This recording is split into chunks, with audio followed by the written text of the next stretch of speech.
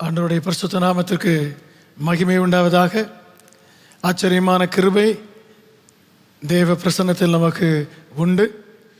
அற்புதமான நன்மைகள் அவருடைய சமூகத்தில் நமக்கு சுதந்திரமாகிறது.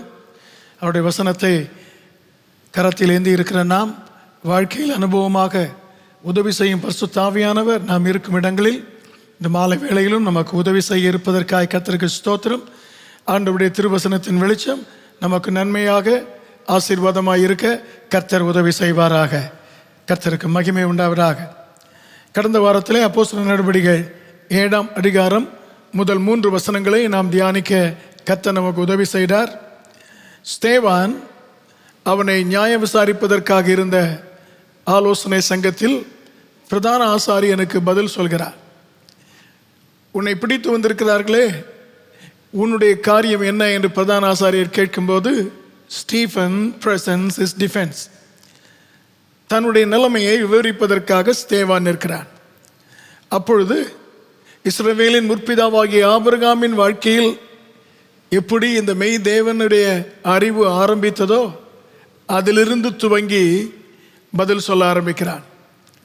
ஆபிரகாமுக்கு தரிசனமான தேவன் மகிமையின் தேவன். அந்த மகிமையின் தேவனை ஸ்தேவான் மேன்மைப்படுத்த காண்கிறோம். இந்த மகிமையின் தேவனாய் இருப்பவர் மகிமையின் பிதாவாக மாற விரும்புவர். நம்முடைய வாழ்க்கையை அடக்கி ஆள்கிற மகிமையின் கர்த்தராக இருக்க விரும்புகிறவர். அது மட்டுமல்ல, ஒரு நாள் மகிமையின் ராஜாவாக வர இருக்கிறவர் என்பதை வேத சத்தியத்திலே நாம் பார்க்க கர்த்தர் உதவி செய்தார். இந்த மகிமையின் கர்த்தர் ஆபிரகாம் இருந்த இடத்திற்கு சென்று தம்மை வெளிப்படுத்தினார். அவனை அழைத்தார். அவனுடைய அழைப்பின் 3 பகுதிகளை கண்டோம். முதல் பகுதி, நமக்கே தெரியாமல் தேவன் நம்மை நடத்துகிற அவருடைய வழிமுறைகள். அவருடைய தகப்பன் தான் இருந்த இடத்திலிருந்து ஏன் புறப்பட்டு போனார், அவரை போகச் செய்தது என்ன என்பது விவரமாக இல்லை. அந்த அதிகாரத்தில் அதற்கு முன்பு 2 முறை ஜனங்கள் பயணப்பட்டார்கள். அதற்குரிய காரணம் தெரிகிறது. ஆனால் தேராகு பயணம் செய்வதற்கு, குடும்பத்தோடு செல்லுவதற்கு காரணம் இங்கு சொல்லப்படவில்லை. ஆனால் ஸ்தேவானுக்கு கர்த்தர் வெளிப்படுத்துகிறார். அப்பொழுதே கர்த்தர் ஆபிரகாமுக்கு தரிசனமாகி இருந்தார். கர்த்தருக்கு மகிமை உண்டாவதாக. இனம் புரியாத, தெரியாத தேவ நடத்துதல் அவனுடைய அழைப்பில் இருந்த முதல் பங்கு. 2வது, கர்த்தர் அவனுக்கு கட்டளை கொடுக்கிறார். 3 காரியங்களை விட்டு போ. 1, நான் சொல்லும் இடத்திற்கு போ என்று ஆண்டவர் கட்டளை கொடுக்கிறார். அந்த அழைப்பில் 3வது பகுதி, அந்த ஒவ்வொரு கட்டளைக்கும் ஆண்டவர் வைத்திருக்கும் அவருடைய ஆசீர்வாதம்.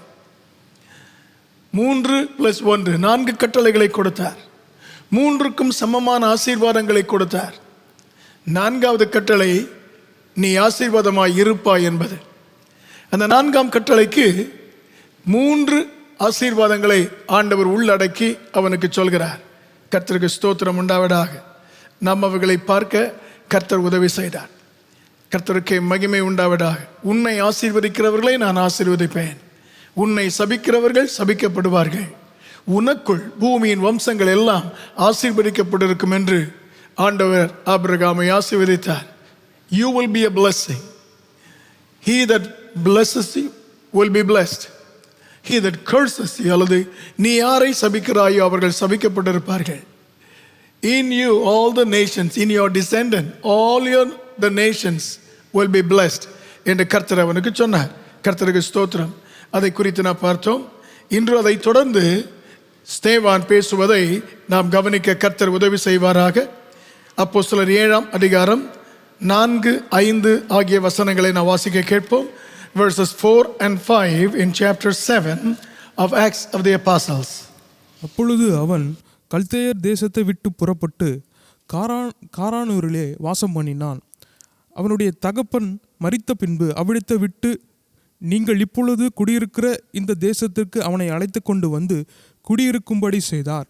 இதிலே ஒரு அடி நிலைத்தையாகிலும் அவனுடைய கையாட்சிக்கு கொடாமல் இருக்கையில், அவனுக்கு பிள்ளை இல்லாது இருந்தபோது, உனக்கும் உனக்கு பின்வரும் உன் சந்ததிக்கும் இதை சுதந்திரமாக தருவேன் என்று அவனுக்கு வாக்குத்தத்தம் பண்ணினார். நல்ல தேவனே, கிருபையின் ஆண்டவரே, உம்முடைய பரிசுத்த சந்நிதியில் உம்முடைய திரு வார்த்தை கேட்க வந்திருக்கிறோம்.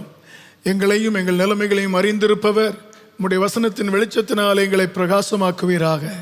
வசனத்தின் நன்மையினால் எங்களை திருப்தியாக்குவீராக. வசனத்தின் தேவன் தம்முடைய கிருபையினால் எங்களை ஆட்கொண்டு ஆசீர்வதிக்க ஜெபிக்கிறோம். உம்மால் அன்றி எங்களால் எதையும் செய்ய முடியாத ஆண்டவரே, உம்முடைய திருநாமம் மகிமைப்படுவதாக. இயேசுவின் அற்புதமான நாமத்தில் கேட்கிறோம் நல்ல பிதாவே, ஆமென். கர்த்தருடைய நாமம் மகிமைப்படுவதாக. ஆபிரகாமை தேவன் அழைத்தார். தன் தகப்பனோடு புறப்பட்டு வருகிறான். ஊர் என்கிற கல்தேயரின் தேசத்திலிருந்து காரான் என்கிற இடத்திற்கு வந்தபோது அவருடைய தகப்பனாகிய தேராக மரித்து போகிறார். அங்கிருந்து ஆபிரகாம் மீண்டும் கர்த்தருடைய சத்தத்தை கேட்கிறான். தேவன் அவனை அழைத்து நான் காண்பிக்கும் தேசத்துக்கு போ என்று சொல்கிறார். ஆதியாகமம் 12ஆம் அதிகாரம் முதற் பகுதியிலே இதை காண்கிறோம். கர்த்தருக்கு ஸ்தோத்திரம் உண்டாவதாக. ஸ்தேவானதை குறிப்பிடுகிறான். ஆபிராமின் தகப்பன் மரித்த பின்பு அவன் இருந்த காரானில் இருந்து தேவன் அவனை அழைத்து கொண்டு வந்தார். நான் காண்பிக்கும் தேசத்துக்கு போ என்று தான் சொன்னார். ஆனால் ஆண்டவர் ஸ்தேவானை வைத்து சொல்கிறார், அவனை போ என்று சொன்னவர் அவனை போக அப்படியே விட்டுவிடாமல் God brought him, கர்த்தர் அவனை கொண்டு வந்தார். கர்த்தருக்கு ஸ்தோத்திரம் உண்டாவதாக. ஆமென் சொல்லும்படி கேட்கிறேன். தேவன் அவரை பின்பற்ற நமக்கு சொல்லும்போது, ஒரு காரியத்தை செய்ய நமக்கு சொல்லும்போது கண்ணை கட்டி காட்டில் விடுபவர் அல்ல. அவர் தேவையான ஒவ்வொன்றையும் சொல்லி வழி நடத்துகிற, அழைத்து கொண்டு வருகிற தேவன். கர்த்தருக்கு ஸ்தோத்திரம். அதனால்தான் ஆதியாகமத்திலே போ என்று சொன்ன வார்த்தை அப்போஸ்தலர் 7ஆம் அதிகாரம் 3ஆம் வசனத்திலே ஸ்தேவான் போ என்று சொல்லாமல் வா என்று சொல்ல கர்த்தர் வைத்திருக்க காண்கிறோம். கர்த்தருக்கு ஸ்தோத்திரம். இப்பொழுது அவன் காரானிலிருந்து புறப்படும் போது 5ஆவது வசனத்தில் நடந்த நிகழ்ச்சியை நாம் குறிப்பாக என்று பார்க்க போகிறோம்.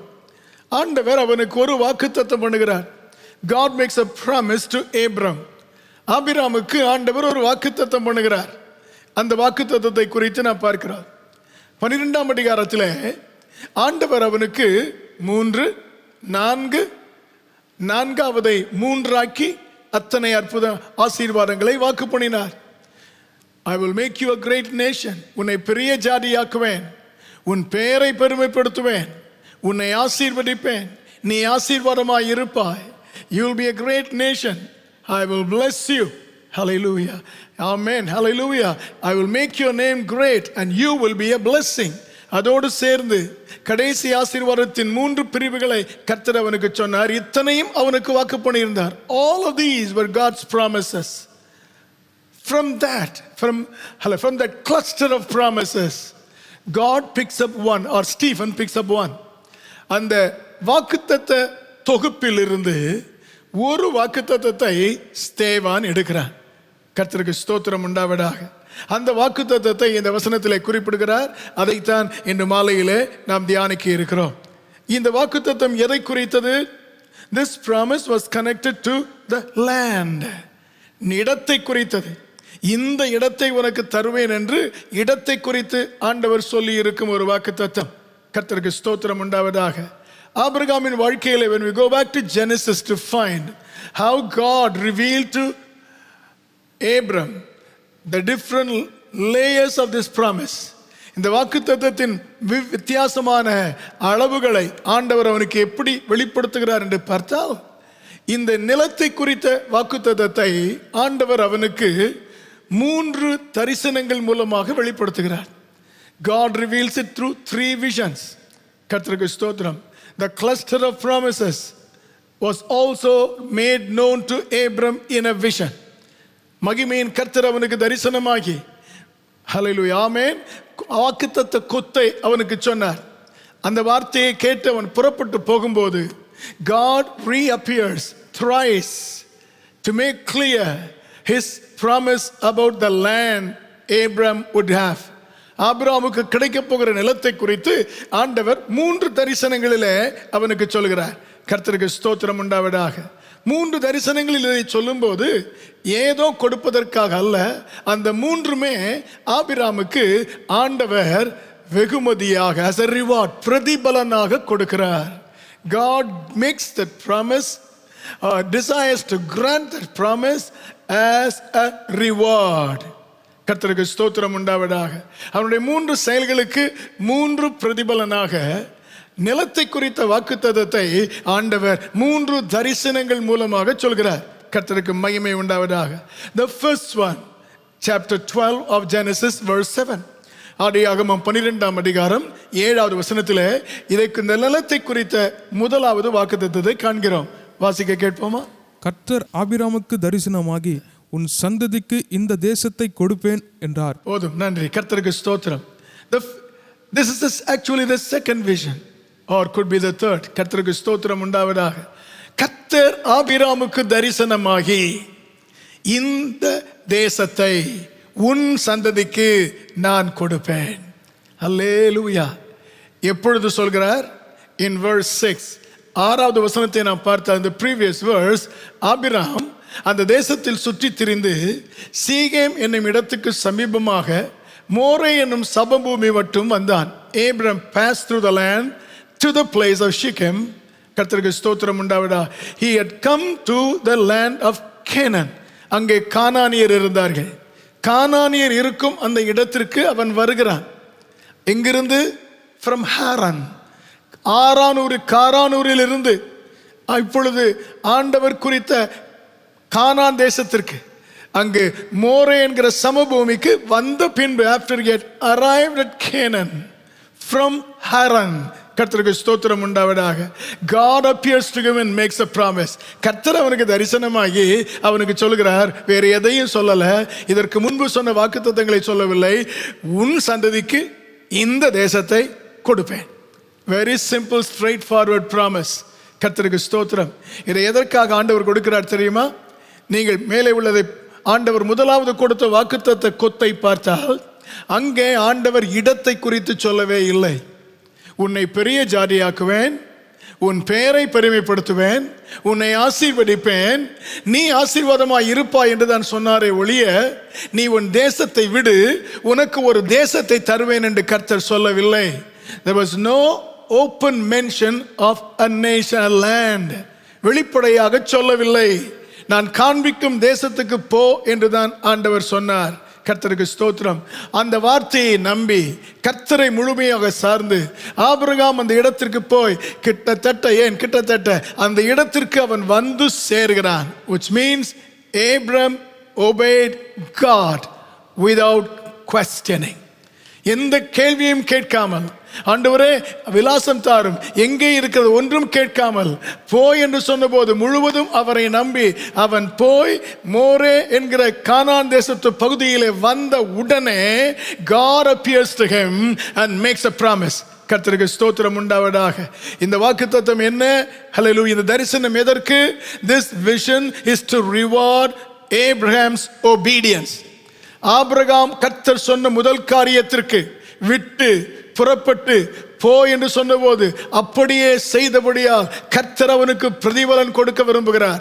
இந்த மாலையிலே கர்த்தருடைய வார்த்தையை தியானிக்கிற கர்த்தருடைய பிள்ளையே, உங்கள் வீடுகளிலிருந்து தியானிக்கும் போது கர்த்தர் முதலாவது வலியுறுத்த விரும்புவது, நாம் ஆராதிக்கும் நம்முடைய தேவன் ஆபிராமுக்கு மட்டுமல்ல, நமக்கும் நாம் இருக்கும் இடத்திலே தரிசனம் அளிக்க வல்லமை உள்ளவர். இன்று மாலையில் ஆண்டவரே, நீர் எதற்காக வர விரும்புகிறீர் என்றால், நீர் சொன்னதை நிறைவேற்றி இருந்தால், நீர் சொன்னவைகளுக்கு நான் கீழ்ப்படிந்திருந்தால், என் கீழ்ப்படிதலுக்கு பிரதிபலன் கொடுப்பதற்காக கர்த்தர் இன்று எனக்கு தரிசனமாக விரும்புகிறார், உங்களுக்கும் ஆக விரும்புகிறார். கரங்களை உயர்த்தி கர்த்தருக்கு மகிமை செலுத்தும்படி கேட்கிறேன். அல்லேலூயா. கர்த்தருக்கு மகிமை உண்டாவதாக. ஆண்டவர் சொல்வதை கவனியுங்கள். இந்த தேசத்தை உன் சந்ததிக்கு தந்தேன், உன் சந்ததிக்கு நான் தந்தேன். கர்த்தருக்கு ஸ்தோத்திரம் உண்டாவதாக. அல்லேலூயா. ஆமென். கர்த்தருக்கு மகிமை உண்டாவதாக. பிரதிபலன் கொடுக்கும் ஒரு தேவன் இருக்கிறார். அவருக்கு கீழ்ப்படிந்தால் பிரதிபலனை கொடுப்பார் என்று தேவன் நிரூபிக்க விரும்பினார். அந்த வசனத்தில் பார்த்தால், he was 75 years, வயது 75 வயதிலே கர்த்தருக்கு கீழ்ப்படிவதற்காக புறப்பட்டு வருகிறான். தேவன் அவனுக்கு பிரதிபலன் கொடுக்கிறார். ஆண்டவர் ஒரு மனிதனுக்கு பிரதிபலன் கொடுக்க வயது ஒரு தடை கிடையாது. கர்த்தருக்கு ஸ்தோத்திரம். Age is never a barrier to receive a reward for obedience from God. If only we can obey, God is ready to reward. கர்த்தருக்கு ஸ்தோத்திரம் உண்டாவதாக.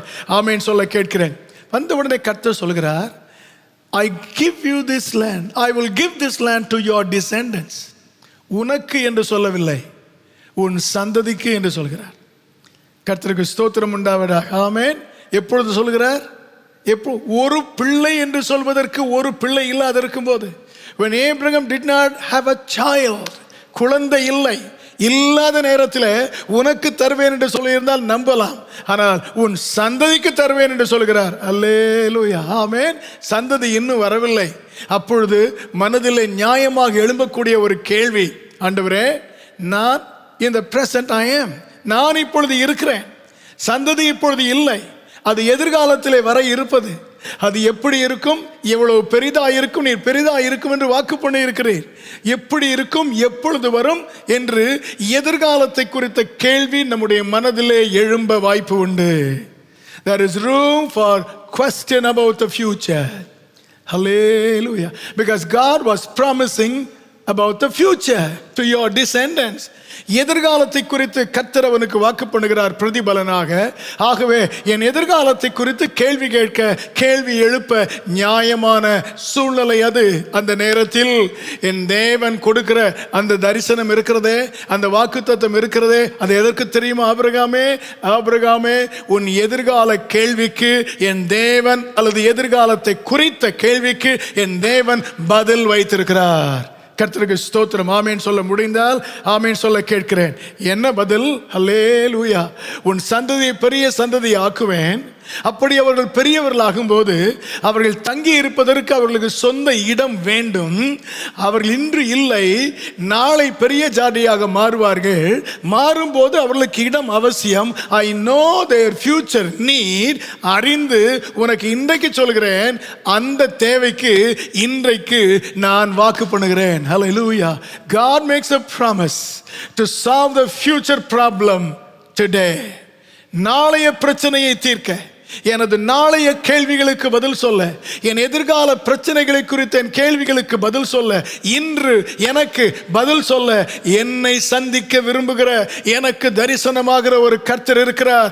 ஆபிரகாமின் தேவன், அவர் நம்முடைய தேவனும் கூட. கர்த்தருக்கு ஸ்தோத்திரம் உண்டாவதாக. ஆமென். ஹல்லேலூயா. கிதியோன் போரடித்துக் கொண்டிருக்கிறான். கர்த்தருடைய தூதனானவர் அவனை சந்திக்கிறார். அப்பொழுது கர்த்தருடைய தூதனானவர் அவரை பார்த்து, ஓ மைட்டி மேன், பராக்கிரமசாலியே, கர்த்தர் உன்னோடு இருக்கிறார் என்று சொன்னபோது அவன் நிகழ்காலத்தை குறித்து கேள்வி கேட்கிறான். Gideon had a question about his present. கர்த்தர் இருக்கிறார் என்று சொன்னால் எங்களுக்கு ஏன் இப்படி ஒரு சூழ்நிலை இருக்க வேண்டும்? Why must we face a hardship in the now, in the present? நிகழ்காலத்தை குறித்து கேள்வி கேட்கிறான். கர்த்தருக்கு நாம் நிகழ்காலத்தை குறித்த கேள்விக்கும் பதில் சொல்ல தெரியும், எதிர்காலத்தை குறித்த கேள்விக்கும் பதில் சொல்ல தெரியும், கடந்த காலத்தை குறித்த கேள்விக்கும் அவரால் பதில் சொல்ல தெரியும். கர்த்தருக்கு ஸ்தோத்திரம் உண்டாவதாக. ஆமென். ஆமென் சொல்ல கேட்கிறேன். ஹல்லேலூயா. Joshua chapter 4 verses 21 to 24. யோசுவா 4ஆம் அதிகாரம் 21 முதல் 24 வரை உள்ள வசனங்களிலே ஆண்டவர் யோசுவாவுக்கு சொல்கிறார், யோர்தான் நதியை கடந்து போகும்போது ஆசாரியர் கால்பட்ட இடத்திலிருந்து 12 கற்களை எடுத்து கரைக்கு கொண்டு வந்து வைத்து ஒரு பலிபீடம் கட்ட சொல்கிறார். எதற்காக சொல்லுகிறார்? ஆண்டவருடைய வார்த்தை சொல்கிறது, if in future your children or grandchildren will enquire, எதிர்காலத்தில் உங்கள் பிள்ளைகள் இந்த கல் ஏது என்று கேட்டால் அவர்களுக்கு கர்த்தர் உங்களுக்கு செய்த அற்புதத்தை சொல்வதற்கு ஒரு வாய்ப்பு இருக்க வேண்டும் என்று எதிர்காலத்தை குறித்த கேள்விக்கு இன்றைக்கு என் தேவன் பதில் சொல்கிறார். கர்த்தருக்கு ஸ்தோத்திரம். ஆமென். மோசே கர்த்தரிடத்தில் கேட்கிறான். Exodus chapter 3:13, 3ஆம் அதிகாரம் 13ஆவது வசனத்தில், Lord, you are sending me to the people of Israel. If they would ask, what is the name of the God who revealed himself to you? உனக்கு தரிசனமான கர்த்தருடைய பெயர் என்ன என்று கேட்டால் நான் என்ன சொல்லுவேன் ஆண்டவரே என்று எதிரே இருக்கிற கேள்வியை கேட்கிறான். கர்த்தருக்கு ஸ்தோத்திரம். மறுபடியும் கேட்கிறான். 4ஆம் அதிகாரம் 1ஆவது வசனத்தில் chapter 4 and verse 1, நான் போனாலும் என்னை நம்ப மாட்டார்கள். They will not believe me கர்த்தருக்கு ஸ்தோத்திரம் உண்டாவதாக என்று எதிர்கால பிரச்சனையை கேள்வி கேட்கும் போது அவை ஒவ்வொன்றுக்கும் என் ஆண்டவர் மோசேக்கு பதில் கொடுத்தார், இன்று பதில் கொடுப்பாராக. ஆபிரகாமே, உனக்கு பதிலை மட்டுமல்ல, என் தேவன் அதை வாக்குத்தத்தமாக தருகிறார். It's God's promise. Hallelujah, amen, hallelujah. ஆபிரகாமே, உன் சந்ததிக்கு இந்த நிலத்தை தருவேன், ஏனென்றால் நீ என் வார்த்தைக்கு கீழ்ப்படிந்தாய். This is a reward for your obedience. இரண்டாவது, ஆண்டவர் கொடுத்த தரிசனம் ஜெனசிஸ் சாப்டர் 13 verses 14 through 18. 13ஆம் அதிகாரம் ஆதியாகமம் 14 முதல் 18 வரை உள்ள வசனங்களிலே ஆண்டவர் மறுபடியும் ஆபிராமுக்கு தரிசனமாகிறார். கர்த்தருக்கு ஸ்தோத்திரம் உண்டாவதாக. ஆபிராமை பார்த்து சொல்கிறார், உன் கண்களை ஏறெடுத்து நீ பார், இந்த தேசத்தை நான் உனக்கு கொடுக்கிறேன், உனக்கும் உன் சந்ததிக்கும் கொடுப்பேன் என்று கர்த்தர் சொல்ல காண்கிறோம். அல்லேலூயா, ஆமென், ஆமென். இந்த மூன்றுமே பிரதிபலன் என்று சொன்னேன். முதலாவது 12ஆம் அதிகாரத்திலே அவனுடைய கீழ்ப்படிதலுக்கு பிரதிபலன். இந்த இடத்திலே ஆண்டவர் அவனுக்கு மறுபடியும் வந்து நிலத்தை குறித்து God makes a promise about the land. What was the need? அதற்கு தேவை என்ன? தேவை என்ன என்றால், அதற்கு அந்த அதிகாரத்தின் முன்பகுதியிலே, கர்த்தருக்கு ஸ்தோத்திரம், ஹல்லேலூயா, இந்த சேம் சாப்டர், அந்த அதிகாரத்தின் முன்பகுதியிலே நான் பார்க்கும்போது 3-4 வசனங்களிலே முதல் முறை எங்கு ஆலை பலிபீடம் கட்டினானோ அந்த இடத்திற்கு வந்திருக்கிறான். முதல் முறை பலிபீடம் கட்டின இடத்திற்கு வந்திருக்கிறான். கர்த்தருக்கு ஸ்தோத்திரம். அந்த இடத்திற்கு வந்தபோது இப்பொழுது முன்பு இருந்ததை விட ஆசீர்வாதம் அதிகம், ஆஸ்திகள் அதிகம், பூமி அதை தாங்கிக் கொள்ள முடியவில்லை. முதல் முறை அந்த இடத்திற்கு வந்தபோது they had all the reverence for God. இந்த முறை அந்த இடத்திற்கு வந்து they are worshiping God, but after worship there is a quarrel among the shepherds of Abram and Lot. Abram லோத்து என்கிற மேய்ப்பர்களுக்கு இடையிலே பிரச்சனை உண்டாக காண்கிறோம். கர்த்தருடைய பிள்ளையை மனதில் வையுங்கள். நாம் ஆரம்பித்த இடத்தில் திரும்ப வர கர்த்தர் கிருபை தருவார். வரும்போது முந்தினதை விட பல மாதங்கள் வருடங்கள் ஆனதால் அதிக ஆசீர்வாதத்தோடு திரும்பி வர செய்வார். ஆசீர்வாதம் அதிகமாகும் போது மனதில் வையுங்கள், பிரச்சனையும் சேர்ந்து வரும் என்பதை மறக்க கூடாது. அந்த பிரச்சனை வீழ்த்துவதற்காக அல்ல, நாம் ஜெயிப்பதற்காக கர்த்தர் வைத்தவை. கர்த்தருக்கு ஸ்தோத்திரம் உண்டாவதாக. அந்த பிரச்சனையிலே சமாதானத்தை காக்க விரும்புகிறான். சண்டை நமக்கிடையே இருக்கக்கூடாது. லோத்துவை அழைத்து சொல்கிறான், நீ பார், நீ தெரிந்து கொள்ளப்பா. If you choose to go toward the east, I will go toward the west. நீ வலதுபுறம் போனால் நான் இடதுபுறம் போகிறேன் என்று லோத்து தெரிந்து கொள்ள வாய்ப்பு கொடுக்கிறார். கவனியுங்கள், அந்த இடம் ஆண்டவர் ஆபிராமுக்கு வாக்கு பண்ணின இடம். அந்த இடத்திலே லோத்துவுக்கு விட்டு கொடுக்கிறார். In order to keep peace, maintain peace within the family. குடும்பத்திற்குள் சமாதானத்தை வைத்துக் கொள்வதற்காக, பிடிவாதமாய் இருக்க மனதில்லாமல் விட்டு கொடுப்பதற்காக, லோத்துவே நீ தெரிந்து கொள் என்று சொல்கிறார். உடனே லோத்து 9-10 வசனங்களிலே அவன் கண்களை ஏறெடுத்து பார்க்கிறான். ஏறெடுத்து பார்த்தபோது அல்லேலூயா, யோர்தான் நதிக்கு அருகான சமபூமி தெரிந்த உடனே சரி நான் அதை எடுத்துக்கொள்கிறேன் என்று ஆபிராமுக்கு சொன்னவுடன் ஆபிராம் அனுமதிக்கிறான். லோத்து போய்விட்டான். லோத்து போன பின்பு அல்லேலூயா 13ஆம் வசனத்தோடு லோத்து போய்விட்டான். அவன் போன பின்பு 14வது வசனத்திலே 14ஐ பாருங்கள். அல்லேலூயா, லோத்து ஆபிராமை விட்டு பிரிந்த பின்பு, the second vision, look at the timing of the vision. கர்த்தர் எப்பொழுது கொடுக்கிறார்? when Lot had separated himself from Abram, ஆபிராமை விட்டு அவன் பிரிந்த போது, கர்த்தருக்கு ஸ்தோத்திரம் உண்டாவதாக. அல்லேலூயா. ஏன் இப்பொழுது கொடுக்கிறார் தெரியுமா? ஆபிராமே, நீ சமாதானத்தை காப்பதற்காக பிடிவாதமாய் இல்லாமல் விட்டு கொடுக்கும் மனதுள்ளவனாய் இருந்தபடியினாலே நான் உனக்கு பிரதிபலன் கொடுக்க விரும்புகிறேன். This is a reward for sacrificing in order to maintain peace. சமாதானத்தை காத்துக்கொள்ள உனக்குரியதை நீ தியாகம் செய்தபடியால் நான் மீண்டும் உனக்கு தரிசனமாகி I want to reward you. அல்லேலூயா. கரங்களை உயர்த்தி, ஆண்டவரே அப்படி ஒரு கிருபை எனக்கு தாரும். இந்த விஷயத்தில் தான் பிரச்சனையே வருகிறது. ஆண்டவரே நான் விட்டு கொடுப்பதே கிடையாது. கர்த்தாவே, நான் பிடித்ததையே நியாயப்படுத்தி உறுதிப்படுத்தி நிரூபிக்க விரும்புவேன். இல்லை, சமாதானத்திற்காக விட்டு கொடுத்தால் என் தேவன் அப்படிப்பட்டவர்களுக்கு பிரதிபலன் கொடுக்கிற தேவன். கர்த்தருக்கு ஸ்தோத்திரம் உண்டாவதாக. ஆமென், ஹல்லேலூயா. இந்த வாக்குத்தத்தத்தை பாருங்கள். the things involved in this promise for the sacrifice Abraham made. கர்த்தருக்கு ஸ்தோத்திரம். 14-15 வசனங்களிலே ஆண்டவர் இந்த வாக்குத்தத்தத்திலே சொல்கிறாரப்பா, நீ உன் கண்களை ஏறெடுத்து பார். ஏன் அப்படி சொல்கிறார்? லோத்து தன் கண்களை ஏறெடுத்து பார்த்து தீர்மானித்தான், நான் உனக்கு பிரதிபலன் கொடுக்கிறேன், தியாகம் செய்தாய், நான் உனக்கு சொல்கிறேன், நீ கண்களை ஏறெடுத்து பார். அல்லேலூயா, ஆமென். அதோடு ஆண்டவர் நிறுத்தினாரா? அப்பா, லோத்து கண்களை ஏறெடுத்தது போது அவன் யோர்தான் நதிக்கரையை மட்டும் பார்த்தான். அல்ல, நான் உனக்கு சொல்கிறேன், நீ கண்களை you don't have to see only in one direction. Lot looked only at one direction. ஆனால் உன்னை பொறுத்த அளவில் கிழக்கு, மேற்கு, வடக்கு, தெற்கு 4 திசையும் பார் என்கிறார். கரங்களை உயர்த்தி ஆமென் சொல்ல கேட்கிறேன். அல்லேலூயா. சமாதானத்திற்காக, தேவன நாமத்திற்காக, சத்தியத்திற்காக விட்டு கொடுத்தால் ஆண்டவர் கொடுக்கிற பிரதிபலன் நீங்கள் விட்டு கொடுத்ததை விட மகிமையானதாய் மேன்மையானதாய் இருக்க கர்த்தர் உதவி செய்வார். நம்பினால் கரங்களை உயர்த்தி ஆமென் சொல்ல கேட்கிறேன். ஒரு திசை அல்லப்பா, 4 திசையும் திரும்பிப்பார். உன் கண் எவ்வளவு தூரம் பார்க்கிறதோ அத்தனையும் அல்லேலூயா. ஆண்டவர் சொல்ல விரும்புவதை சொல்கிறேன். லோத்து தெரிந்து கொள்ள அவனுக்கு வாய்ப்பு கிடைத்த போது Lot lifted his eyes up and made a choice. லோத்து தன் கண்களை ஏறெடுத்து தெரிந்து கொண்டான். இப்பொழுது ஆபிரகாமே, நீ தெரிந்து கொள்ள வேண்டாம், தெரிந்து கொள், ஆனால் நான் உனக்கு கட்டளை இடுவதனால் உன் கண்களை ஏறெடு. அதன் அர்த்தம் என்ன? நீ தெரிந்து கொள்வதற்கு I want to help you to choose. கர்த்தருக்கு ஸ்தோத்திரம் உண்டாவதாக. ஆமென், அல்லேலூயா, ஆமென் சொல்ல கேட்கிறேன். அவன் பார்க்கிறான், 4 திசையும் பார்த்து, எவ்வளோ பெரிய ஆசீர்வாதம். ஒரு திசை மட்டும் இல்லப்பா, 4 திசைகளிலும் நீர் நிலத்தை ஆபிரகாமுக்கு வைத்திருந்த கிருபைக்காக கர்த்தருக்கு ஸ்தோத்திரம் உண்டாவதாக.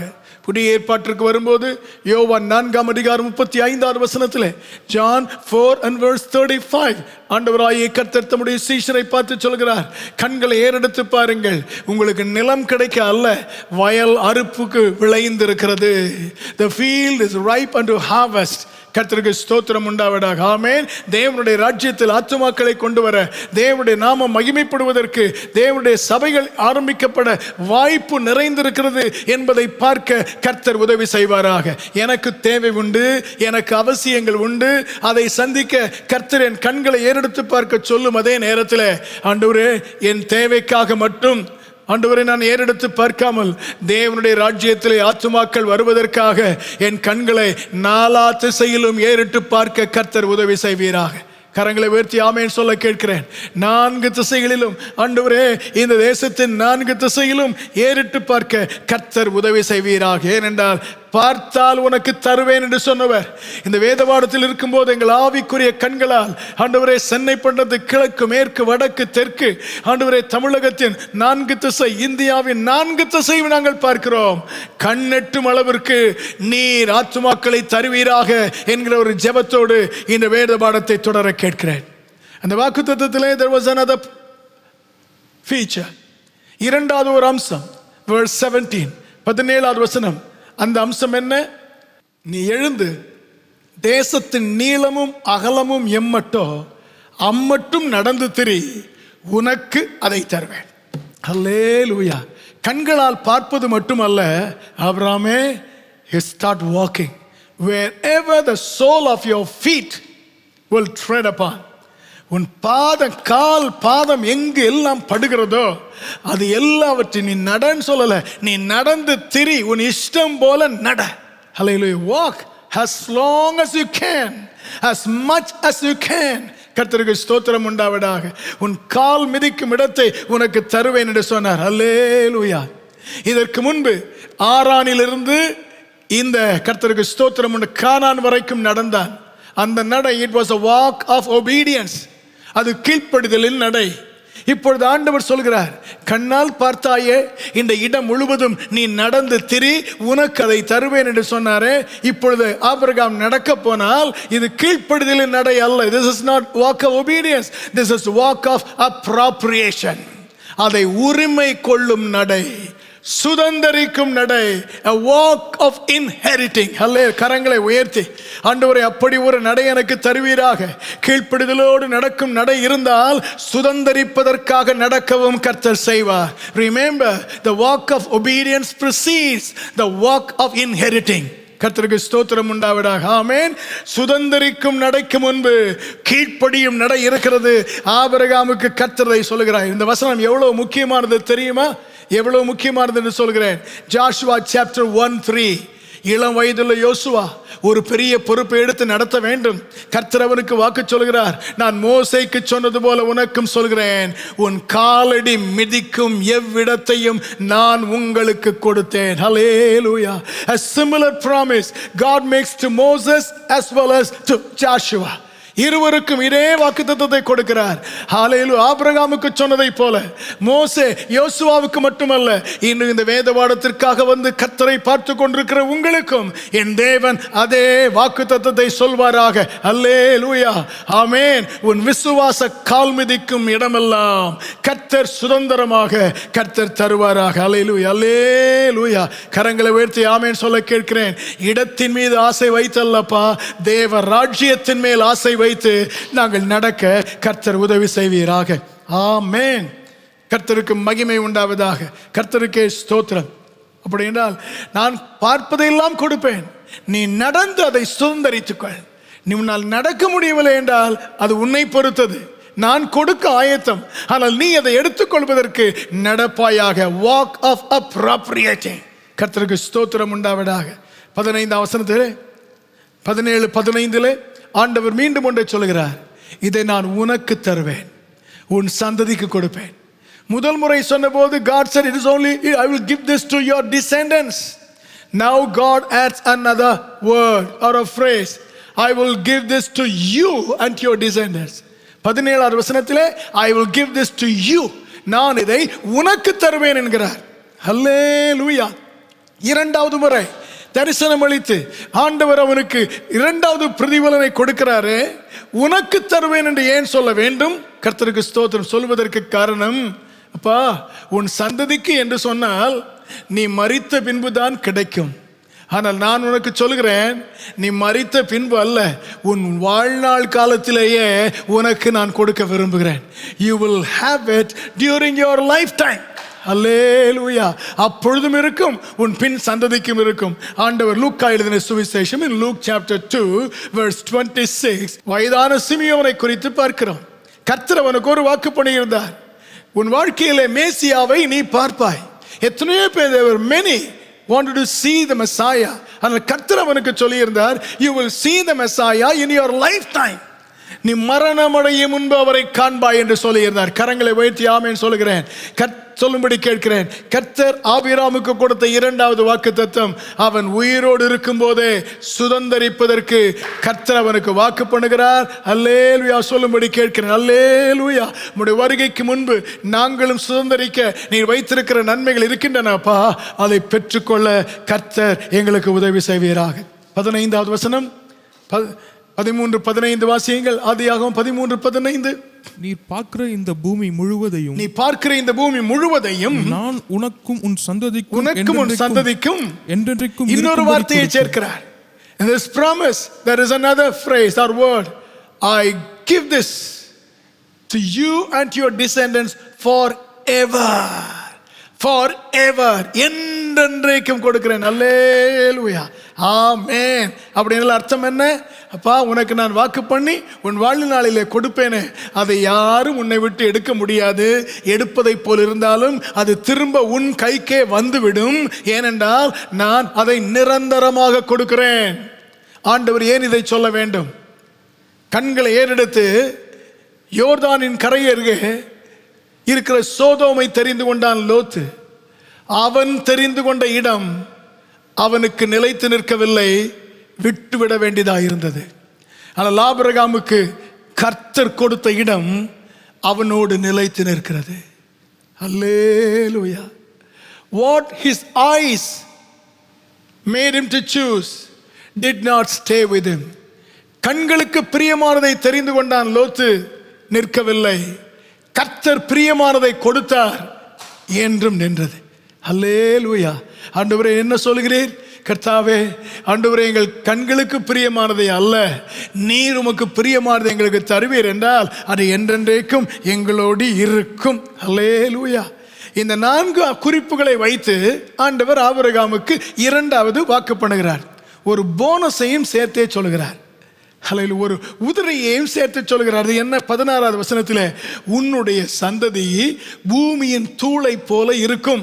பூமியின் மணலை எண்ண முடிந்தால், if you can, hallelujah, amen, number the dust of the earth, then your descendants also could be numbered. அவர்களையும் எண்ணலாம் என்று இடத்தை குறித்து தான் வாக்கு பண்ண வந்தார். அந்த இடத்துல போனஸாக அவன் சந்ததியும் எவ்வளவு பெரிதாக இருக்கும் என்பதை சேர்த்து சொல்கிறார். கரங்களை உயர்த்தி ஆமேன் சொல்ல கேட்கிறேன். 1வது முறை வாக்கு பண்ணின போது இடத்தை மட்டும் சொன்னார். 2வது முறை வாக்கு பண்ணும்போது இடத்தை குறித்தும் அந்த இடத்தில் வரப்போகிறவருடைய சந்ததியை குறித்தும் ஆண்டவர் வாக்கு பண்ணினார். ஆமென். ஹல்லேலூயா.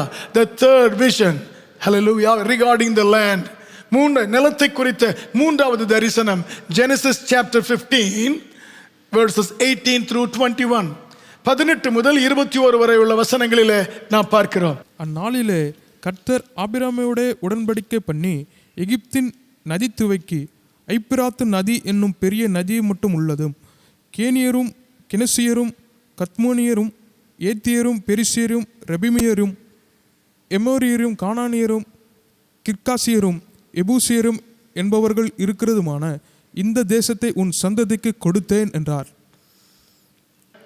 ஆண்டவர் God appears to Abram for the 3rd time in connection with the promise of the land or about the land. நிலத்தை குறித்த வாக்குத்தத்தத்தோடு தொடர்புடைய 3வது தரிசனத்தை கர்த்தர் அவனுக்கு கொடுக்கிறார். கர்த்தருக்கு மகிமை உண்டாவதாக. ஆமென். அல்லேலூயா. முதல் முறை கீழ்ப்படிந்ததினாலே பிரதிபலன், 2வது முறை சமாதானத்தை காத்துக்கொள்ள தியாகம் செய்து விட்டு கொடுத்ததினாலே பிரதிபலன். இப்பொழுது ஆண்டவர் நிலத்தை குறித்து மறுபடியும் பேசுவதற்கு காரணம் என்ன? This also was a reward. இதுவும் ஒரு பிரதிபலன். என்ன பிரதிபலன்? கர்த்தருக்கு ஸ்தோத்திரம். In the previous chapter, முந்தின அதிகாரத்தில் சோதோமில் இருந்த லோத்தின் குடும்பமும் சோதோமின் ராஜாவும் எதிரியின் ராஜாக்களாக தோற்கடிக்கப்படுகிறார்கள். Lot and his entire family were taken as captives. கைது செய்யப்படுகிறார்கள். அந்த வேளையிலே ஆபிரகாம் தன் வீட்டில் இருந்த வேலைக்காரரோடு போய் அவர்கள் எல்லாரையும் மீட்டு கொண்டு வருகிறான். வந்த உடனே the king of Sodom wants to repay Abraham's favor. Abraham தனக்கு காண்பித்த பட்சத்திற்கு அவன் பிரதிபலன் கொடுக்க விரும்பி, இதோ பொருட்கள் எல்லாம் இருக்கிறது, you can take anything and as much as you want, தேவையான எல்லாவற்றையும் எடுத்துக்கொள்ளலாம் என்று சோதோமின் ராஜா சொன்னபோது ஆபிரகாம் தன் கைகளை உயர்த்தி சொல்கிறான், ராஜாவே, நீர் என்னை பெரியவர் ஐஸ்வர்யவன் ஆக்கினீர், உம்முடைய பொருளை எனக்கு தந்ததினாலே you should never claim credit for my blessing. You should never say later on that it is I who made Abraham rich. நான் அவனை பெரியவன் ஆக்கினேன் என்று நீ சொல்லாதபடிக்கு நீர் கொடுக்கிற ஒன்றும் எனக்கு வேண்டாம், பரலோகத்தின் தேவனானவர் எனக்கு தருவார் என்று கர்த்தருக்கு ஸ்தோத்திரம் உண்டாவதாக. ஆமேன். கரங்களை உயர்த்தி ஆமேன் சொல்ல கேட்கிறேன். அல்லேலூயா. அவனுக்கு வந்த ஆசீர்வாதத்தை அவன் வேண்டாம் என்று விட்டான். ஏனென்றால் அது தேவனுக்கு மகிமை கொண்டு வராமல் போய்விடுமோ என்று நினைத்தேன். ஹல்லேலூயா. புரிந்து கொள்வதை போல சொல்கிறேன். என் வாழ்க்கையிலே மகிமை என்றால் ஆண்டவருக்கு மட்டுமே இருக்க வேண்டும். ஆண்டவருக்குரிய மகிமையை வேறு எதுவும் எடுப்பதை போல் தெரிந்தால் நான் அதற்கு இடம் கொடுக்க மாட்டேன். I will give glory only to God.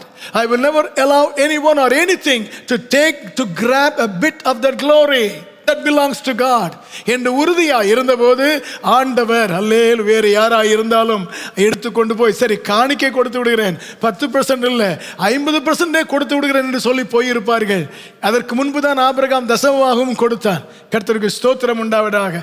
ஆனால் அவன் அப்படி செய்யாமல், கர்த்தாவே, என்னை உயர்த்துவதாயிருந்தால் தேவன் உயர்த்த வேண்டும், என்னை ஆசீர்வதிப்பதாயிருந்தால் கர்த்தர் ஆசீர்வதிக்க வேண்டும், என்னை மேன்மைப்படுத்துவதாயிருந்தால் தேவன் மேன்மைப்படுத்த வேண்டும் என்று தன் உள்ளத்திலே உறுதியாயிருப்பதை கர்த்தர் பார்த்து அவனுக்கு பிரதிபலன் கொடுக்க விரும்பினார். அல்லேலூயா. கர்த்தருக்கு ஸ்தோத்திரம் உண்டாவதாக. பிரதிபலன் கொடுக்க விரும்பினார். ஆகவே இந்த அதிகாரத்திலே கர்த்தர் அவனுக்கு தரிசனமாகினார். But there is a little background before we come to the actual promise. இந்த வாக்குத்தத்தத்துக்கு வருவதற்கு முன்பு ஒரு சின்ன பின்னணி.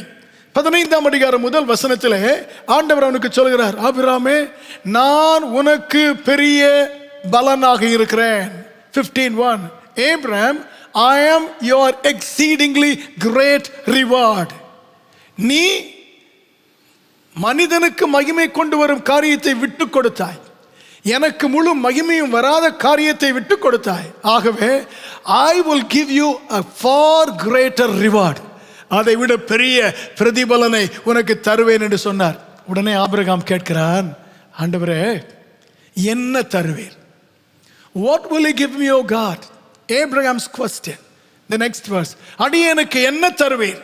எனக்கு பிள்ளை இல்லாது இருக்கிறது, என் வீட்டில் பிறந்த எலியாசரை ஆசீர்வதியும் என்று சொன்னபோது ஆண்டவர் ஆபிரகாமுக்கு சொல்கிறார், 4வது வசனத்திலே, கர்த்தருக்கு ஸ்தோத்திரம், ஹல்லேலூயா, உனக்கு உன் கற்ப பிறப்பாகிய மகன் சுதந்திரவாளியாய் இருப்பான்.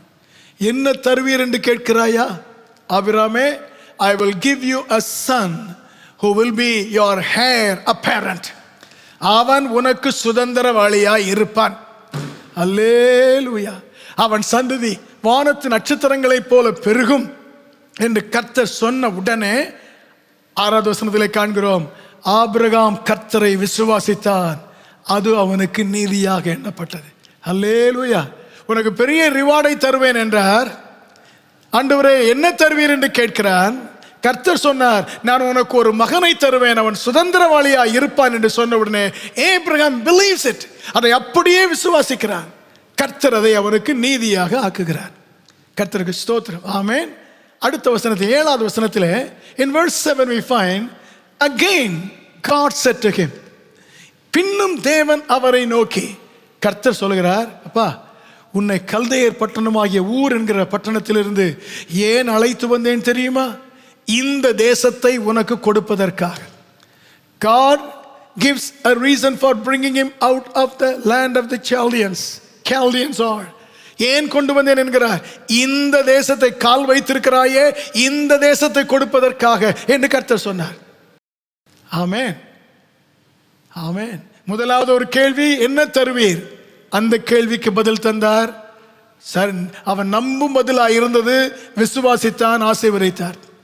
இப்பொழுது 2வது ஒரு கேள்வி, இந்த இடத்துக்கு கொண்டு வந்து இதை கொடுப்பதற்காக கொண்டு வந்தேன் என்று சொன்ன உடனே அடுத்த வசனத்தில் Abraham poses a question to God. Lord, how will I know? How will I know that I will inherit this? இந்த இடத்தை நான் சுதந்தரிப்பேன் என்று எதினால் அறிந்து கொள்வேன்? ஹல்லேலூயா. எதிர்காலத்தை குறித்த கேள்விகளுக்கு முதல் தரிசனத்திலே பதில் சொன்னார். இந்த 3வது தரிசனத்திலே உன் மனதிலே இப்பொழுது இருக்கும் காரியம், என் வார்த்தையை கேட்கும் போது உன் மனதில் வருகிற கேள்விகள், அந்த கேள்விகளுக்கும் நான் பதில் கொடுக்க வல்லவராய் இருக்கிறேன். God has answered not only your questions about your future. When you read your Bible, when you meditate personally, when you hear God's word being preached, கர்த்தருடைய வசனத்தை கேட்கும்போது, வாசிக்கும்போது, if there are questions rising within you, இந்த வசனம் எப்படி என் வாழ்க்கையில் பொருந்தும், கர்த்தாவே இந்த வார்த்தை எப்படி எனக்கு நடக்க வழியில்லை என்று, if you have questions in relation to the word that you hear, that you receive, that you meditate upon, அதை குறித்த கேள்வி வரும்போது இந்த 3வது தரிசனம் சொல்கிறது, we serve a God who has the right answer to the questions raised by or raised during your listening to God's word, your meditation upon God's word. கர்த்தருடைய வார்த்தையை தியானிக்கும் போது வரும் கேள்விகளுக்கும் என் தேவன் பதில் கொடுக்கிறார். கரங்களை உயர்த்தி நம்ப முடிந்தால் ஆமென் சொல்ல கேட்கிறேன். எதனால் அறிவீர் என்ற உடனே கர்த்தர் சொல்கிறார், அப்பா, இந்த இடத்தை சும்மா உனக்கு கொடுக்கல, இந்த இடத்தை நான் உனக்கு சுதந்திரமாக கொடுக்கிறேன். I will give this land as an inheritance. உனக்கு சுதந்திரவாளியையும் தருவேன், உனக்கு சுதந்திரத்தையும் தருவேன். I will give you a heir apparent and also will give you an inheritance. கர்த்தருக்கு ஸ்தோத்திரம் உண்டாவதாக. ஆமென்.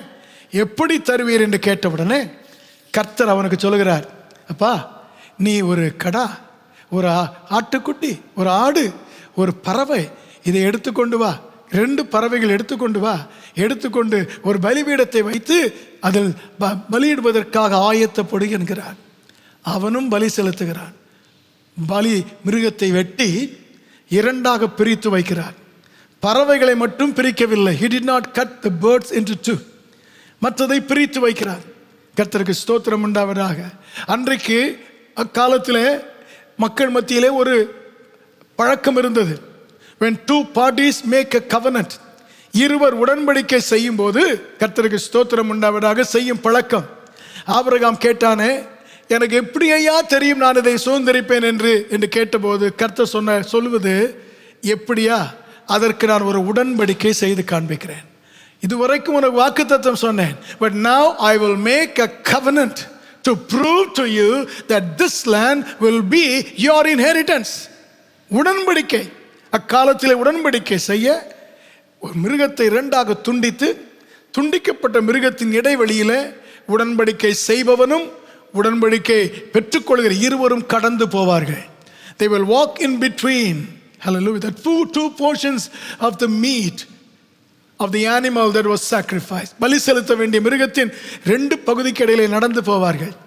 எப்படி ரூத்தின் புத்தகத்திலே ஒரு பழக்கம், 4ஆம் அதிகாரம் 7-8 வசனங்களிலே ஏதாவது ஒரு காரியத்தை தீர்மானிக்க வேண்டும் என்றால் செருப்பை மாற்றிக்கொள்வார்கள். ஹல்லேலூயா. தீர்மானிக்கிற 2 பேர், இவர் செருப்பை அவர் போடுவார், அவர் செருப்பை இவர் போடுவார். இதை போல ஆபிரகாமின் காலத்திலே ஒரு பழக்கம், உடன்படிக்கை செய்ய துண்டாக்கப்பட்ட மிருகங்களின் நடுவே போகிற ஒரு பழக்கம் இருந்தது. அந்த பழக்கம் ஆபிரகாமுக்கு தெரியும். ஆண்டவர் ஆபிரகாமுக்கு சொல்கிறார், நான் ஒரு உடன்படிக்கை செய்ய விரும்புகிறேன். I want to confirm, reconfirm beyond any doubt by making a covenant that you will have a heir and you will also have an inheritance. கர்த்தருக்கு ஸ்தோத்திரம். உனக்கு சுதந்திரவாளியும் இருப்பான், சுதந்திரமும் இருக்கும் என்று உடன்படிக்கை செய்ய விரும்பி கர்த்தர் அவனை செய்ய சொல்கிறார். ஆபிரகாம் செய்கிறான். 17வது வசனத்திலே அந்த துண்டங்களின் நடுவே கடந்து போகிற அக்கினி ஜுவாலை தோன்றினது. ஹல்லேலூயா.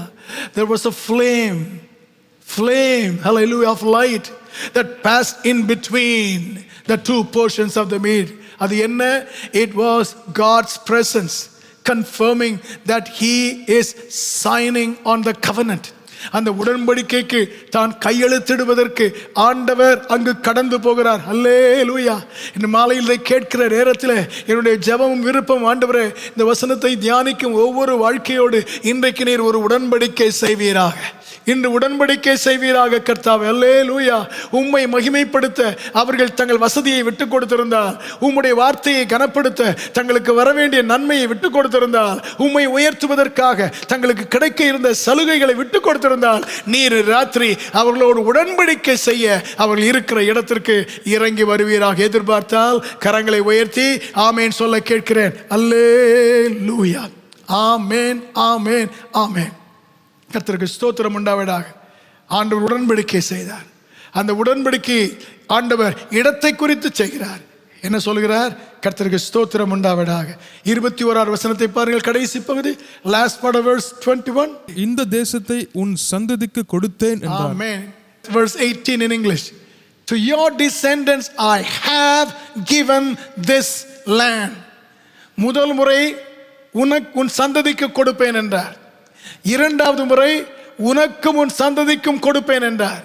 இப்பொழுது அல்லேலூயா, இப்பொழுது கர்த்தரை அவன் கனப்படுத்துவதற்காக விட்டு கொடுத்த போது கர்த்தர் சொல்கிறார், கொடுப்பேன் என்றல்ல, கொடுத்தேன். I have given it to you. கர்த்தருக்கு ஸ்தோத்திரம். கரங்களை உயர்த்தி ஆமென் சொல்ல கேட்கிறேன். ஏப்ரம், it is a done deal. இது முடிந்த ஒன்று, பத்திரம் பதிவாகிவிட்டது, இதற்கு மேல் மாற்ற முடியாது என்று சொல்லும் நிலையில நான் அதை உன்னுடைய சந்ததிக்கு கொடுத்தேன். அல்லேலூயா. ஆமென் சொல்ல கேட்கிறேன். ஆமென்.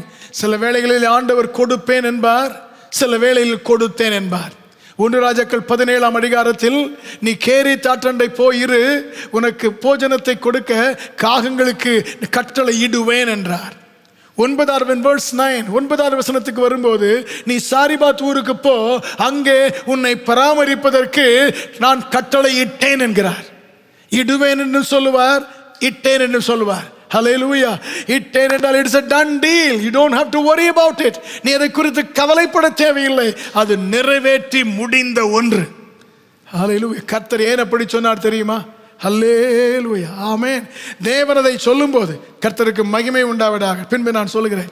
ஹல்லேலூயா. தேவன் அதை சொல்லும்போது கர்த்தர் அதை முடித்ததாக சொல்ல காரணம் உபாகமம் 32ஆம் அதிகாரத்திலே 8வது வசனத்தில் verse 8, உன்னதமானவர் ஜாதிகளுக்குள்ளே சுதந்திரங்களை பங்கிட்டு ஆதாமின் புத்திரரை வெவ்வேறாக பிரித்த காலத்தில் இஸ்ரவேல் புத்திரருடைய தொகைக்கு தக்கதாய் சர்வ ஜனங்களின் எல்லைகளை திட்டம் பண்ணினார். ஆமென்.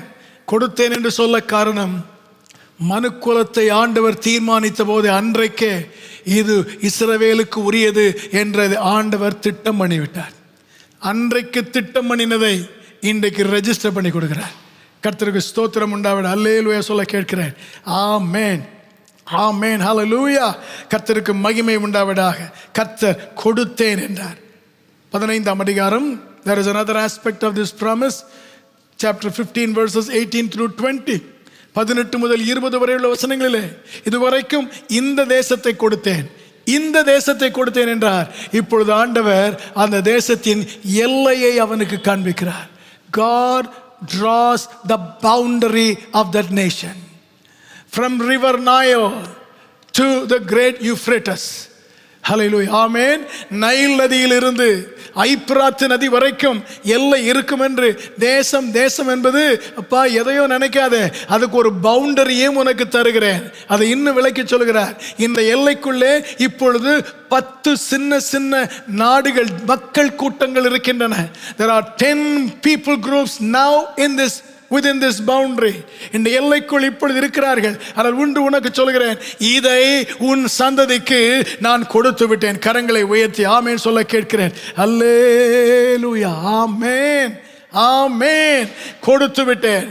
அன்று சீஷரை ஆண்டவர் மலைக்கு, கலிலேயாவிலே மலைக்கு வர வைத்து சொன்னார். அன்றைக்கு பவுண்டரியை கொடுத்தார் இஸ்ரவேலருக்கு. என்ன பவுண்டரியை கொடுத்தார்? ஹல்லேலூயா. நீங்கள் எருசலேமிலிருந்து சமாரியா, யூதேயா, பூமியின் கடைசி பரியந்தமும் எனக்கு சாட்சிகளாயிருப்பீர்கள். நீங்கள் பூமி முழுவதும் போய் சகல ஜனங்களுக்கும் என்று சொல்லி புதிய ஏற்பாட்டு சபைக்கு ஹல்லேலூயா ஒரு குறிப்பிட்ட எல்லையை வைக்காமல் முழு உலகத்தையுமே எல்லையாக வைத்து கொடுத்தார். கரங்களை உயர்த்தி ஹல்லேலூயா. ஆண்டவரே, அதை சுதந்தரிக்க கொடுப்பேன் என்றல்ல, கொடுத்தேன் என்று சொன்னபடியினால் சுதந்தரிக்க கர்த்தர் எங்களுக்கு கிருபை தருவீராக. ஆமென், ஹல்லேலூயா. கர்த்தருக்கு ஸ்தோத்திரம். 3 தரிசனங்கள், ஒரே காரியத்தை குறித்த 3 வாக்குத்தத்தங்கள்.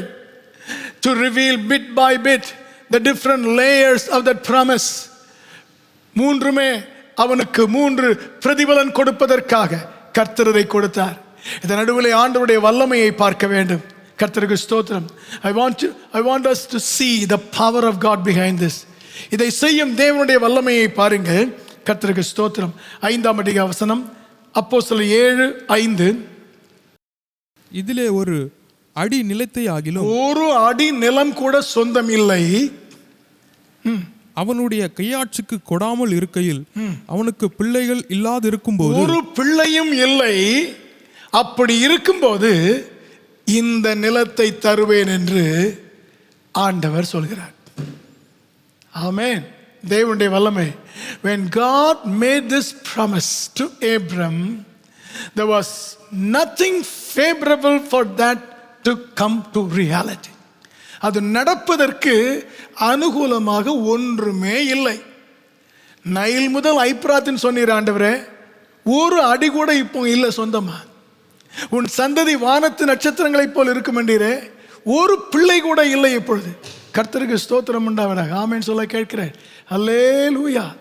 நம்புவதற்கு வழியே இல்லாத நேரத்தில், நடப்பதற்கு வழியே இல்லாத நேரத்தில், உள்ளம் கை அளவு மேகம் கூட தெரியவில்லை, ஒன்றுமே தெரியவில்லை.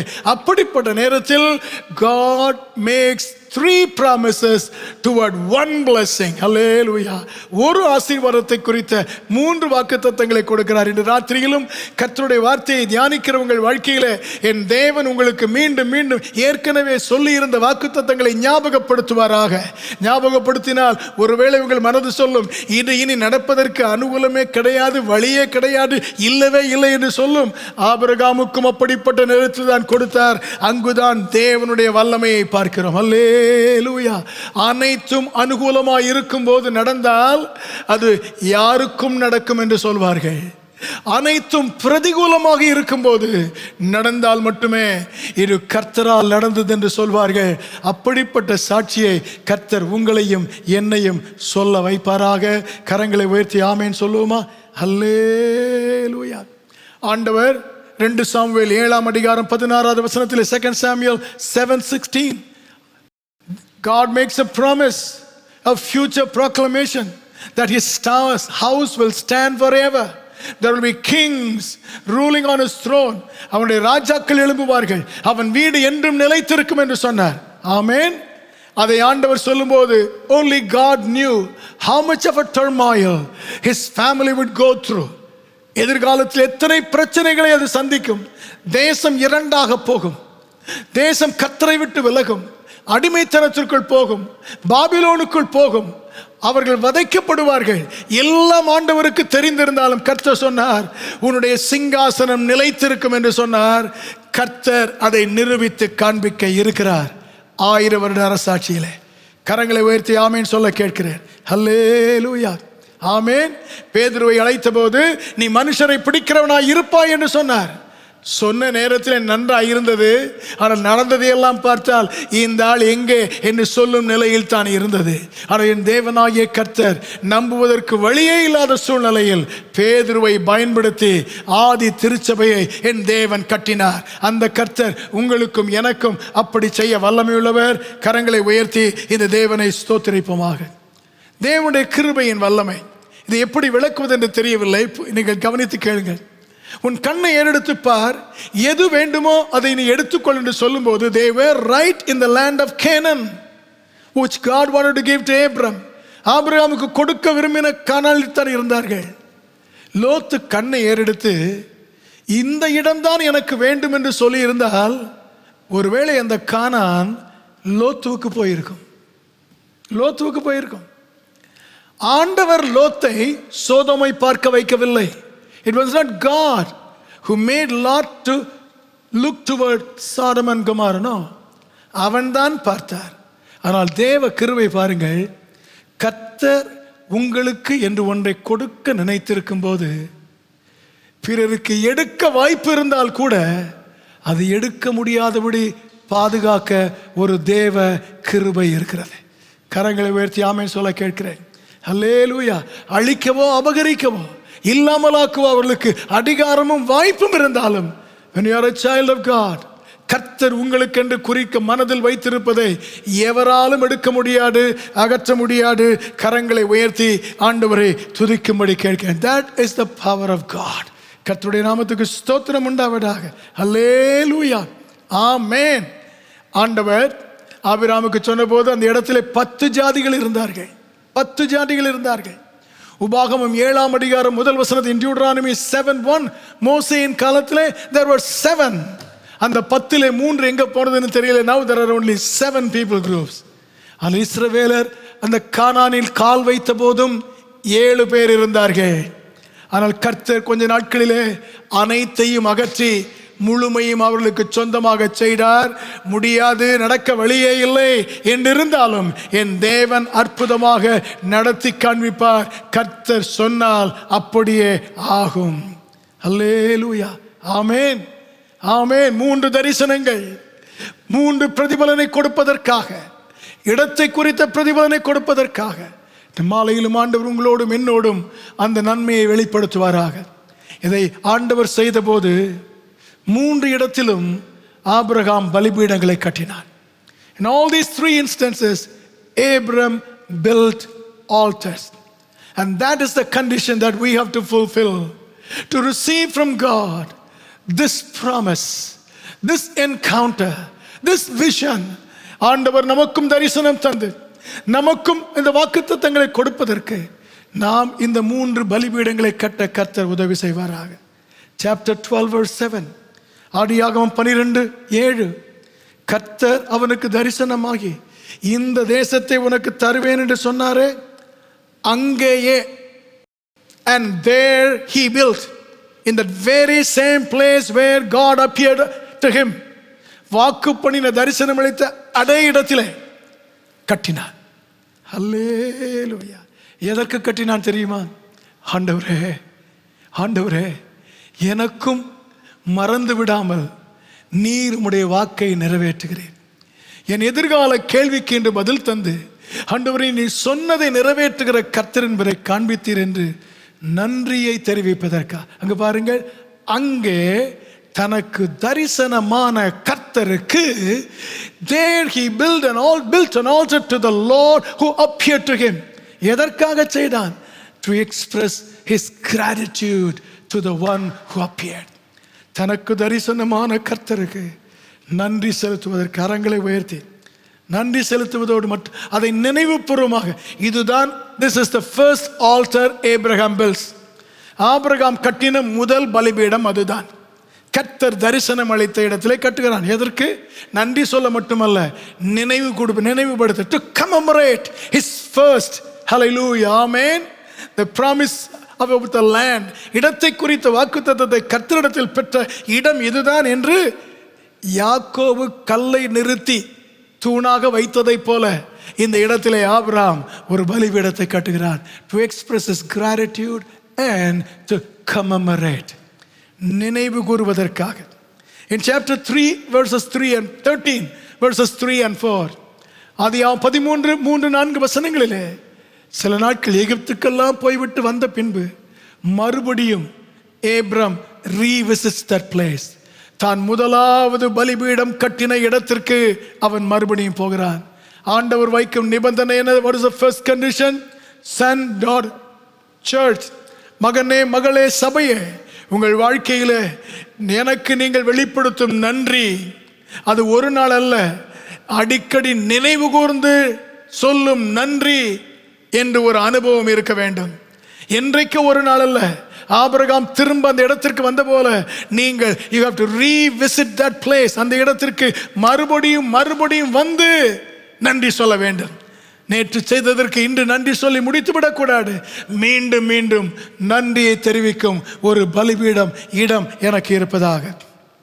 The second altar, chapter 13 of Genesis and verse 18, 13ஆம் அதிகாரம் 18வது வசனத்தின் கடைசி பகுதி வாசியுங்க.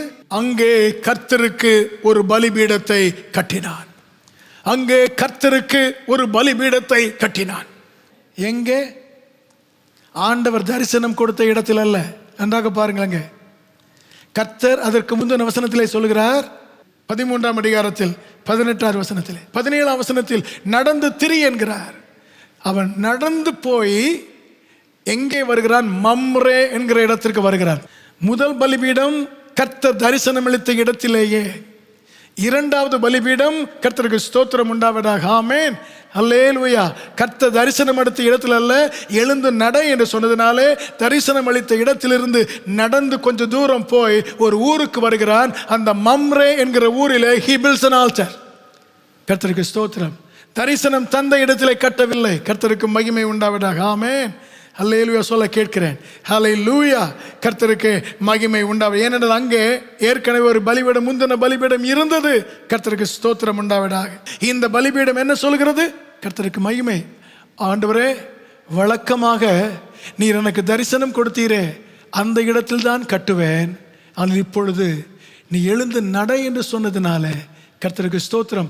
வழக்கமாய் செய்வதற்கு பதிலாக இப்பொழுது நீர் எனக்கு என்ன சொல்கிறீரோ அந்த வசனத்தோடு இணைந்து செயல்படுவேன் என்று ஒப்புக் கொடுக்கிறேன். The second altar is to make a confession. Lord, I am used to do it in certain way. I have been doing this in this way. That's how my parents taught me. That's how my church taught me. அப்படித்தான் செய்து வந்தேன். நீர் எனக்கு இப்பொழுது புதிதாக ஒன்றை சொல்கிறீர், எழுந்து நட என்று. இப்பொழுது லார்ட், நான் பலிபீடம் கட்டுவது வழக்கமாயிருந்தாலும், now when I build an altar, it will be in line with your present counsel. இப்பொழுது நீர் தந்த ஆலோசனைக்கு ஒத்ததாக இருக்கும் ஆண்டவரே.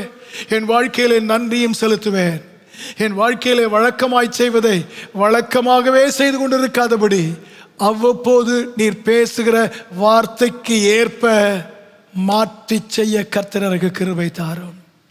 ஹல்லேலூயா. 15ஆம் அதிகாரம் சாப்டர் 15. ஹல்லேலூயா. 9 முதல் 12 வரை உள்ள வசனங்களிலே இந்த மிருகங்களை அவன் நிச்சயமாய் தரையிலே வைத்திருக்க மாட்டான். அதை ஒரு பலிபீடத்திலே அவர் வைத்திருந்திருப்பார். கர்த்தருக்கு ஸ்தோத்திரம். ஆமென். பலிபீடத்தில் அவைகளை வைக்கிறார். கடந்த 2 முறையும் after the promise was given, he builds an altar. Now before the covenant was made, before the promise, he builds an altar. உடன்படிக்கைக்கு முன்னாலே ஒரு பலிபீடத்தை கட்டுகிறான். கர்த்தர் கேட்டதினாலே கட்டுகிறான். இதற்கு முன்பு அவன் செய்ய விரும்பினதினால் கட்டினான். இப்பொழுது கர்த்தர் மிருகங்களை வைக்க சொன்னதினாலே, கர்த்தர் சொன்னதினாலே கட்டுகிறான். கட்டும்போது நடந்ததை சொல்கிறேன். அல்லேலூயா.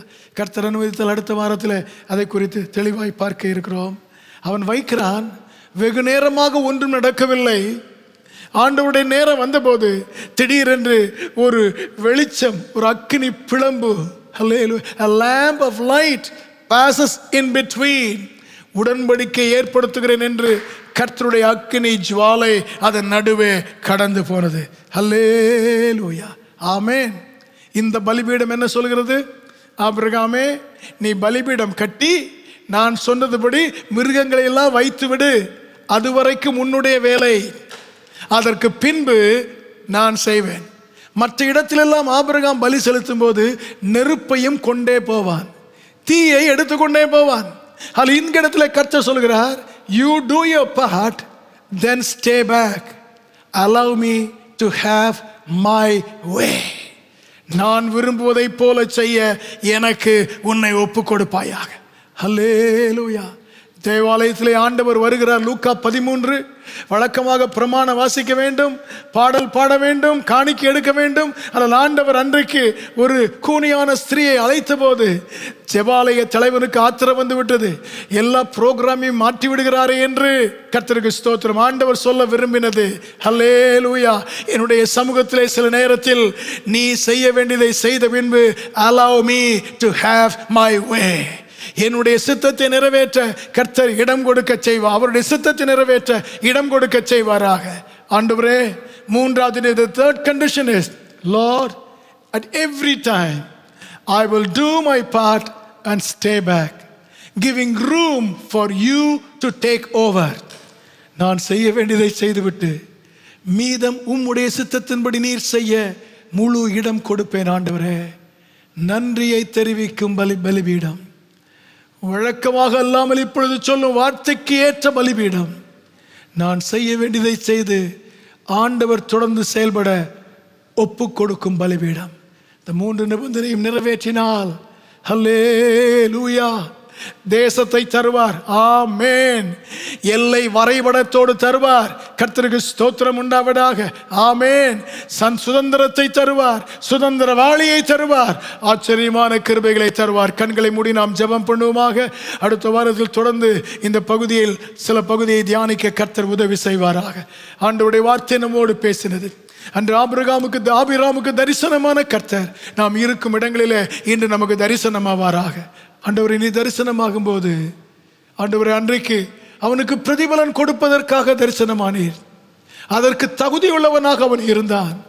இன்றைக்கு நீர் எனக்கு தரிசனமாகும் போது பிரதிபலன் பெற நான் தகுதி உள்ள ஆளாய் இருக்க கர்த்தர் எனக்கு உதவி செய்வீராக.